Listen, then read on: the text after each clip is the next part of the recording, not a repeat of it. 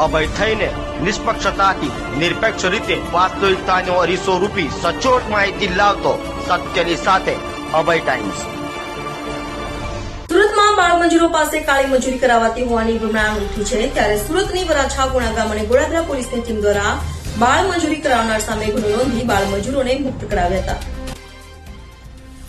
સુરતમાં 2 બાળમજૂરો પોલીસ મથકે પહોંચ્યા બાદ સુરતમાં બાળમજૂરી કરાવાતી હોવાની બુમરાણ ઉઠી હતી, જેને લઈ સુરત પોલીસે હાલ બાળકો પાસે કાળી મજૂરી કરાવનારાઓ સામે લાલ આંખ કરી છે। ત્યારે સુરતની વરાછા પોલીસની સી ટીમ તથા પૂણા અને ગોળાદરાની ટીમ દ્વારા કામગીરી કરાઈ હતી, જેમાં પોલીસે સંયુક્ત રેસ્ક્યુ હાથ કરી પૂણા ગામ સીતારામ સોસાયટી પાછળ આવેલ બિલનાથ સોસાયટીના ઘર નંબર 26માં રહેતા પ્રકાશ ભુરીલાલ ભુરિયાને તેથી 3 બાળ મજૂરોને મુક્ત કરાવ્યા હતા। આરોપી બાળકોનું માનસિક તથા શારીરિક શોષણ કરતા હોવાનું સામે આવ્યું હતું, જેને લઈ તેની વિરુદ્ધ પૂણા ગામ પોલીસ મથકમાં ગુનો નોંધાવી વધુ તપાસ હાથ ધરી। સુરત શહેર પોલીસ કમિશનર માનનીય અનુપમસિંહ ગેહલોત સરના માર્ગદર્શન હેઠળ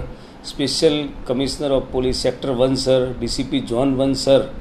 નાઓએ સુરત શહેરના અત્રેના બી ડિવિઝન વિસ્તારમાં આવેલ વરાછા પૂણા તેમજ ગોળાદરા પોલીસ સ્ટેશન વિસ્તારમાં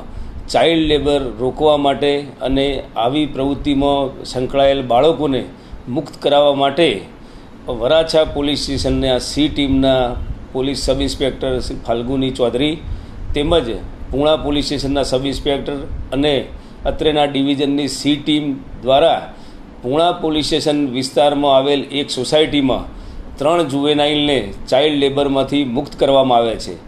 આ બાબતે સમગ્ર હકીકત જોતાં અમારી સી ટીમની કામગીરીમાં મહિલા પીએસઆઈ અને સી ટીમે 3 બાળકોને જે મુક્ત કરાવી અને આ કામના આરોપી જે પ્રકાશ ભુરીલાલ ભુરિયા કે જે મૂળ રાજસ્થાનના છે અને તેઓ તેમના ઘરે આ બાળ કિશોરો પાસે સાડીની ગળી વળાવવાનું વધુ સમય માટે અને આર્થિક શોષણ કરી અને કામ કરાવતા હતા, જેના અનુસંધાને પીએસઆઈએ પોતે પૂણા પોલીસ સ્ટેશનમાં મજકૂર આરોપી વિરુદ્ધમાં BNS તેમજ ચાઇલ્ડ લેબર પ્રોહિબિશન એક્ટ તેમજ juvenile justice care and protection act હેઠળ ફરિયાદ નોંધાવી અને કાર્યવાહી હાથ ધરી છે। 3 જુવેનાઇલને મુક્ત કરી અને કતારગામ બાળ આશ્રમ ખાતે કાઉન્સેલિંગ સાથે મૂકવામાં આવેલ છે અને આ રીતે સુરત શહેર